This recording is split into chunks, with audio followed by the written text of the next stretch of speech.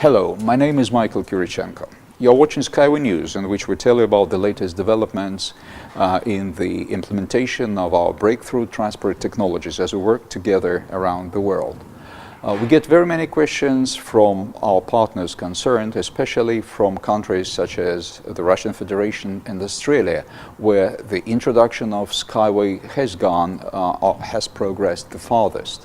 Especially our Australian partners are interested in the differences between SkyWay and a monorail. It is due to the fact that about 3 years ago the Sydney monorail ceased to exist.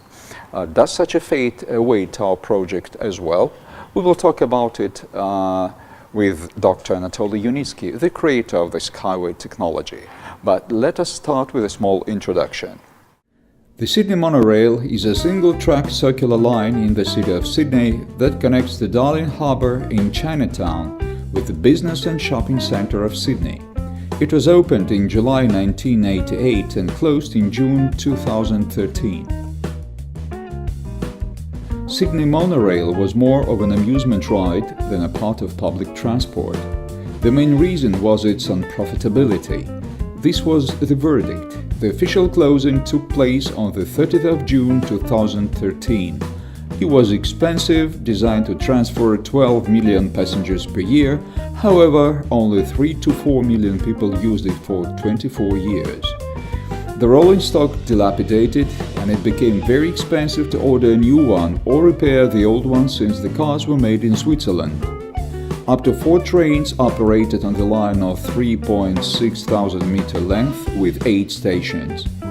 The track structure was made of steel beams with a width of 94 centimeters, raised on the 5.5 meter high columns. The distance between them was 40 meters. Stops at the stations took 40 seconds, which was also part of the train deceleration time and its acceleration after the embarkation of passengers. Beginning from 1987, the rolling stock consisted of 6 trains comprising 7 cars, and each train was designed for 56 seats. Trains ran on rubber wheels. Each car had 6 traction motors of 50 horsepower capacity, allowing the train to move at a speed of 33 kilometers per hour. The creators of the monorail always received a lot of criticism. Many believe that the decision on its construction instead of other transport systems, for example, light rail subway, was a political one. The construction of the latter line would have been cheaper by $20 million, and the ticket price would have been lower by 40%. During 24 years of the Sydney monorail operation, the following incidents were the most notable. On the 27th of February 2010, at about 4 p.m., 2 trains collided at the Darling Park station. As a result, 4 people were hospitalized. On the 24th of September 2012, the damage of the underground cable caused a complete shutdown of the system. As a result, aerial platforms were used to rescue about 100 stranded passengers.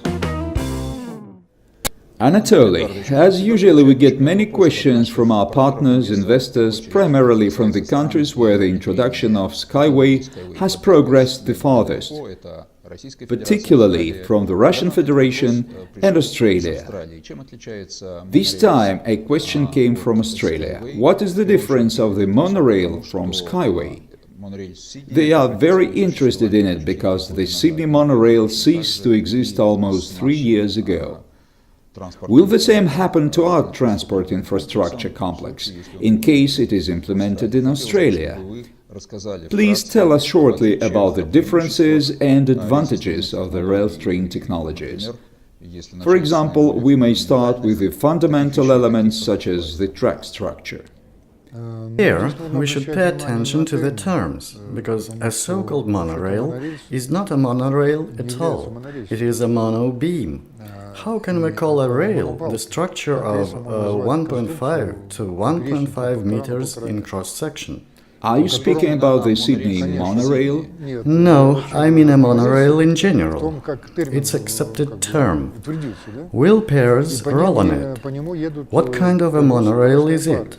Are actually a variant of flyovers with conventional beams having all their disadvantages. Just the two of them is large materials intensity and high cost. In addition, the presence of expansion joints, because such structures cannot be built without them. The joints produce banging and hence wear and tear of the structure. Water gets there, and in winter the wearing process starts. The bearing capacity of such structures also decreases, therefore they have such high materials intensity. As regards the rail string track, it is a real monorail, since we have only rails. As a rule, we use not a monorail, but a double rail. Usually, we have two string rails. Therefore, it is clear that these two are different structures. They cannot be compared in the structural sense. Certainly, they can be compared by features. So, down to the features. Why was the Sydney monorail dismantled? The reason is the structure design of this particular variant of a monorail. They have many variants of it. For example, the Wuppertal one in Germany. This is a conventional monorail road built in the end of the 19th century. It is already 120 years old. Nobody dismantles it. It is fit in the city. Therefore, let's talk about the differences and advantages of a SkyWay string track over a conventional monorail. Firstly, with SkyWay track, the material consumption is reduced by 20 times and, consequently, the cost of track structure is reduced by the same rate. It must be paid back. That's why depreciation of capital expenses is always included into the travel cost. As a result, our travel cost in this aspect will be lower. Secondly, engineering costs. Heavy gauge beam structures with a big surface are prone to corrosion as they are steel structures. They require significant maintenance. They have expansion joints, supporting members, powerful supports. Therefore, maintaining such a big structure requires great operating expenses. In contrast, ours are much lower. Again, our net travel cost in this part will be lower. Now for the energy consumption. Monorail tracks in Sydney, as far as I know, are designed for a rolling stock with rubber-covered wheels. The rolling of this wheel, even on a steel beam, encounters great resistance. In our case, a steel wheel moves along a steel surface. In addition, our wheel support is improved compared to a railway one by twofold. Therefore, in our case, energy consumption for overcoming wheel rolling resistance is also lower. As a result, travel cost in this aspect will be less as well. Another advantage that we have is absence of airfoil effect, as we have two rails and no solid road bed.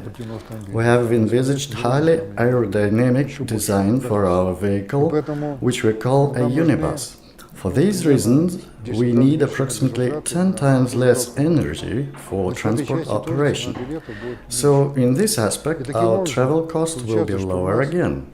Thus, it turns out that our net travel cost compared to a conventional monorail will be 10 times lower. The whole transport system will be 10 times cheaper, and hence its payback period will be 100 times shorter.